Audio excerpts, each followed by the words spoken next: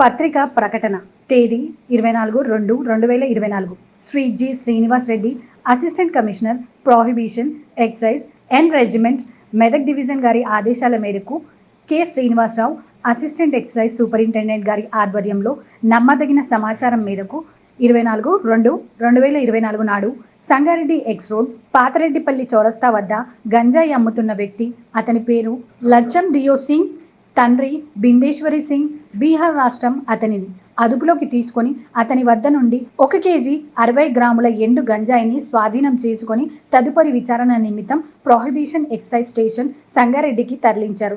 ఇట్టి దాడిలో enforcement CI Chandrashekar, SI Anil Kumar, హెచ్సిఎల్కేడబ్ల్యూడి అలీం విఠల్, కానిస్టేబుల్ అనిల్ కుమార్, సతీష్ మోహన్, రామారావు కలిసి పాల్గొన్నారు.